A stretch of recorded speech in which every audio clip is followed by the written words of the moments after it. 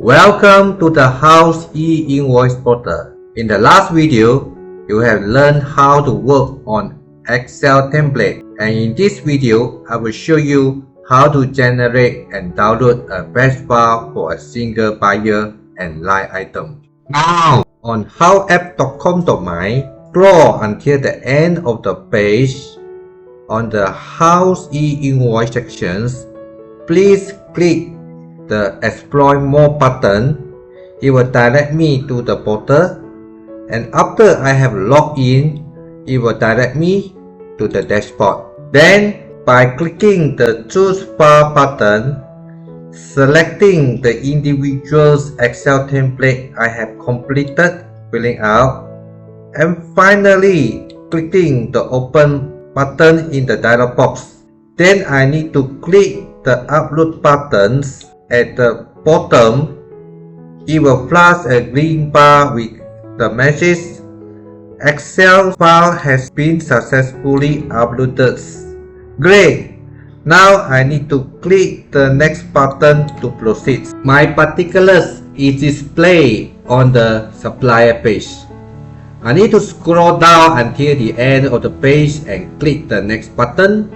Similarly, at the buyer page, I need to scroll to the bottom again, and then I notice two green boxes. One is search alias buyer name and the other is search result. Do you still remember the alias in the Excel template we discussed before? Now simply key in the alias I have recorded. For example, if I input CKD in the search alias buyer name field and then click the search buttons, all the buyer details are populated on the buyer page. If I did not fill out the alias, don't worry, the software will automatically filter either the alias or the buyer name. One more time, the bottom green bar appears again and asks me to proceed. The search result will show the step of progression, so I don't need to do anything. And next, I need to click the next button to proceed. Now, I have arrived at the line item page. Again, I need to scroll to the bottom. Similarly, I need to input the alias name or product and service name. So I need to input Acer as a product alias and click the search button. The green bar asks me to fill up the orange boxes and click the Add Line button.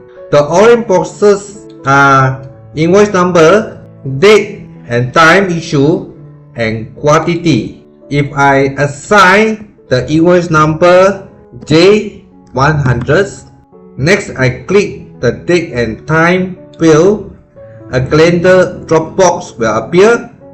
For simplicity, I click the day, one day before today, and click any place to record the date. If I click the Add Line button without the quantity, a red bar will warn me the quantity must be a valid number. However, if I input 1 in the quantity field and now click the Add Line button, now the green bar will show the line item add successfully. You will notice the line item has been added to the tables. After all is done, if I notice an error, I can either click Change to edit the particular, such as invoice number, date time, or quantity, and click Update Line. Alternatively, if I need to delete the line item, I still can do so by clicking the Clear button. Finally, I want to write to Excel, so I click the Save to Excel button. The green bar will appear again with the message Excel written successfully and with two buttons to choose, either to download the Excel or start a new buyer. I decided to select to download the Excel batch file.